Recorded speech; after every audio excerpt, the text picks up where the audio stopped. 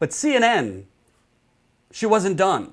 Because not only did she want to basically lie about Bernie Sanders' Medicare for All plan, weakening or Bernie moonwalking, then she wanted to prop up Elizabeth Warren, which CNN, you want to talk about giving free airtime to Donald Trump in 2016? CNN has been drooling over Elizabeth Warren for, I don't know, 3-4 months. CNN, more than anyone else, maybe MSNBC too, has helped Elizabeth Warren basically get out of the political coma she was in the beginning of her campaign. And to be fair, she's done a lot better. She does have plans that she's put out. I think it's completely overblown that I have the plans. Bernie Sanders just released 3 of the most comprehensive policy proposals of any candidate in 5 days. Criminal justice reform, which was praised by civil rights leaders. A plan to strengthen unions and double union membership in his first term. And a plan to create 20 million jobs and save the planet. And I'm not dramatizing. If you read climate change activists, if you read environmentalists, if you read the experts on this issue, Bernie Sanders' Green New Deal plan, which, by the way, let's give some love to the Green Party. The Green New Deal originally was a Green Party idea, is by far the boldest. It laps Elizabeth Warren and others planned 3 times. It is expensive. It's $16 trillion, but can you really put a price on saving the world? We're not being dramatic. Look at the Amazon. Look at what's going on in the Amazon right now. Look at the wildfires in America. Look at the severe hurricanes, unprecedented number of hurricanes we're getting. Look at the drought. Look at unprecedented flooding in the Midwest, unprecedented heat in Europe. This is not, honestly, if the Amazon keeps going the way it's going, the UN report might be underselling it as far as 12 years till irreversible damage. It might even be quicker than that. And we'll have a report, an update on the Amazon a little bit later from Marcus, one of our reporters. So I want to play the rest of this, and you'll see you'll see the trend of what CNN's doing. They are trying to basically make it seem there's not really a difference between you and Elizabeth Warren, Bernie. So what's really your case for running here? There's really no difference. What's really the point, Bernie? Should you just drop out?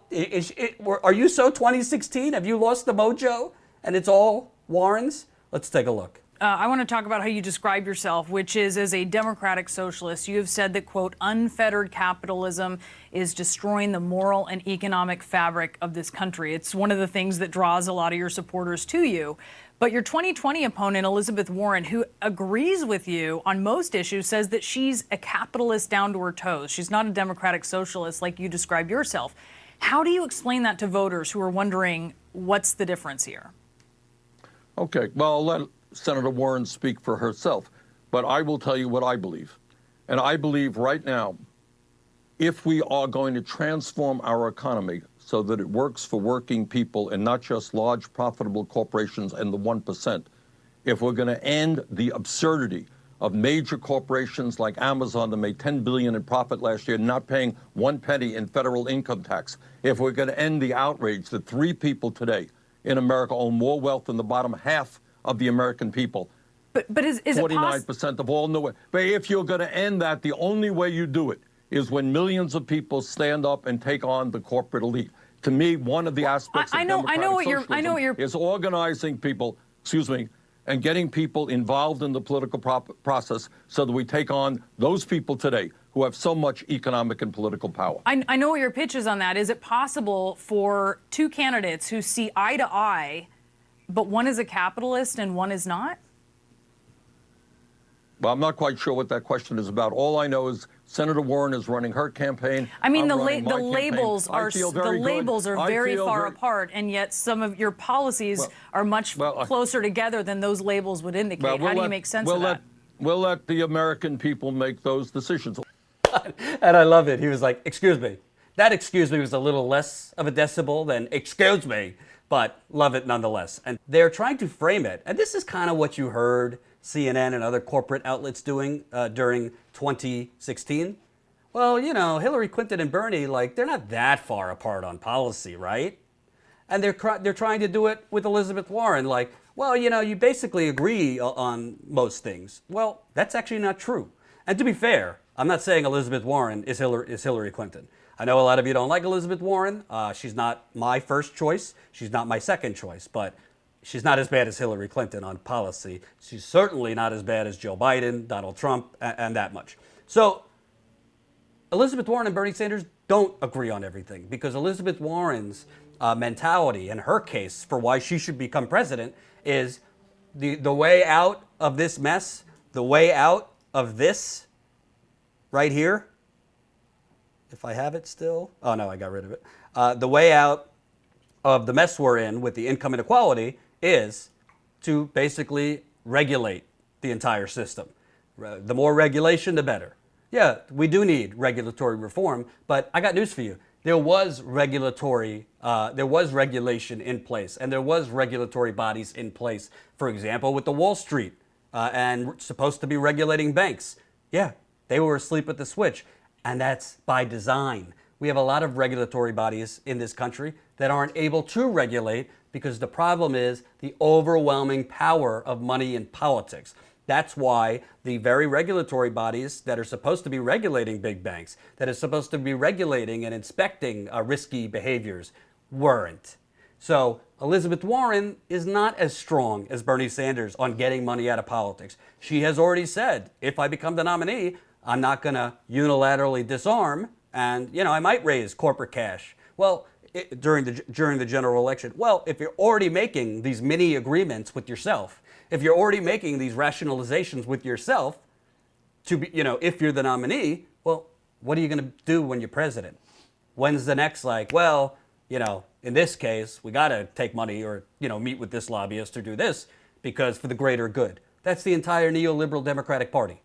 So we don't need that. And I would rather Bernie Sanders lose not taking corporate money than him win taking that corporate money. And that goes for Elizabeth Warren too.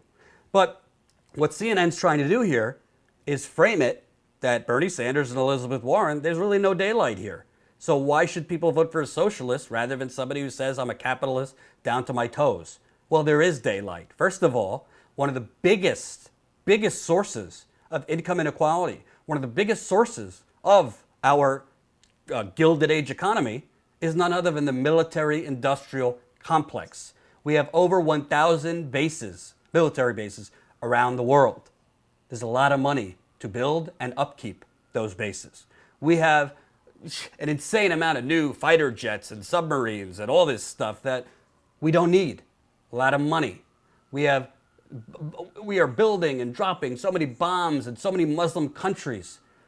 You cannot be for all the proposals that Elizabeth Warren is for, and at the same time be voting for insane $715 billion defense budgets, which she voted for last year.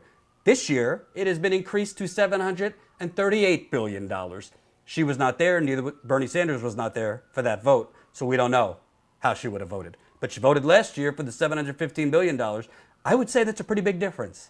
One that CNN doesn't highlight because CNN, like the rest of the corporate media, they're down with the military-industrial complex. That's why half of their payroll, half of their contributors are former generals and former FBI and former CIA and James Clapper and what's his name?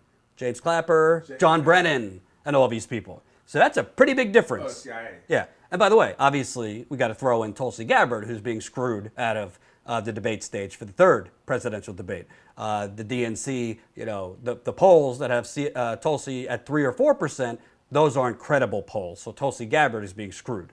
But there's also, so foreign policy is a big difference. Bernie Sanders has talked about cutting the military budget. I have not heard that from Elizabeth Warren. And Elizabeth Warren has really said nothing as far as the coup attempts in Venezuela and others. And by the way, I'm going to be interviewing this week Ben Norton from the Gray Zone, who is still reporting in Venezuela. We're going to talk to him on Venezuela, China, and other things. Not just foreign policy, domestically. I mean, Elizabeth Warren's plans are, they kind of go up to a certain line, but they don't go far enough. Her canceling student debt plan does not cancel all student debt. So she kind of goes up to a line, but she does not want to go too far, in my view, to upset the capitalist order. Bernie Sanders says, no, if you could bail out Wall Street, we need to bail out all students, young and old. A lot of older people are handcuffed with student loan debt. Bernie Sanders' Green New Deal plan is $16 trillion. I think Elizabeth Warren's was $2 trillion. I mean, to remedy and to get off, to cut down carbon emissions, to get off fossil fuels, I think by 2050, you're going to need more than $2 trillion. The damage that's been done is so severe. And to build up, whether it be retrofitting, wind, solar, renewables, it's going to take trillions of dollars. I don't think her plan is strong enough on that. Frankly, I don't think I don't know what her signature economic plan is. Bernie Sanders is talking about a universal government jobs guarantee. I have not heard that from Elizabeth Warren. Bernie Sanders, by the way, is strongly capital M for Medicare for all. Elizabeth Warren, it depends on the day. At the CNN town hall that she did many months ago, she said, well, we just need to get everybody let's just get everybody together at the table. We'll just get everyone at the table because, of course, if we all have dinner together with the lobbyists and the pharmaceutical executives and the hospital people, everything will be fine. We'll just have dinner, get everyone to the table, and we'll cover everybody. This is what she basically said at a CNN town hall. But then during the debate, she raises her hand for abolishing private health insurance. But then when asked again, she kind of has a little Kamala Harris in her. Then she's wavering a little bit. And when we had our reporter, Marcus Ely, go around covering Elizabeth Warren, she doesn't really bring up Medicare for all at her events. When her I have a plan, she put out all her plans on the table in little posters. Medicare for all was not there. So do I think Elizabeth Warren, and Elizabeth Warren has said, there's other options to get to Medicare for all.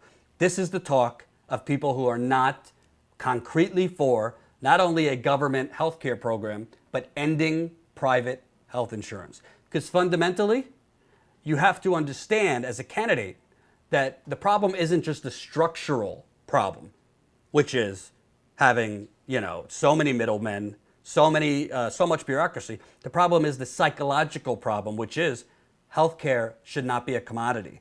It shouldn't be something you can charge money for. It shouldn't be something you can profit off of. It should be a service to your people from a government that cares about its people. And that's that's one of the biggest differences. I don't trust Elizabeth Warren on Medicare for all. I think if she became president, you're lucky if you even got a public option out of Elizabeth Warren. And to be clear, I think Elizabeth Warren 100 times better than Joe Biden. 100 times better. No, not even a competition between Elizabeth Warren and Donald Trump. I know some of you that don't like that. Those are my views. You vote for whoever you want, but I think it's very clear between Trump and Warren and Biden. But I also think it's clear Elizabeth Warren, she's very different than Bernie Sanders. And by the way, their coalitions are very different. Bernie Sanders, significantly more people making under $50,000. Bernie Sanders doing much better among African Americans, which obviously you need African Americans if you're going to win the Democratic nomination. Bernie Sanders doing better among Latinos. Bernie Sanders doing better among those aged 40 and under. Elizabeth Warren is doing better among those 50 and older, Joe Biden's crowd. Elizabeth Warren is doing better among people with advanced degrees, masters, postdocs, those kind of things. Bernie Sanders does very, very well among those with just a high school degree, which, by the way, is the majority of Americans have only high school degrees. By the way, you're not going to become president if you don't take away some of Trump's voters. The majority of Trump's base is those with only high school degrees. Bernie Sanders does incredibly well among those. So those are the facts. CNN, of course, is trying to fudge it. Hope you enjoyed that last video. Hop on over to statuscoup.com where you can sign up for our email list and become a member for as low as $5 to $10 a month.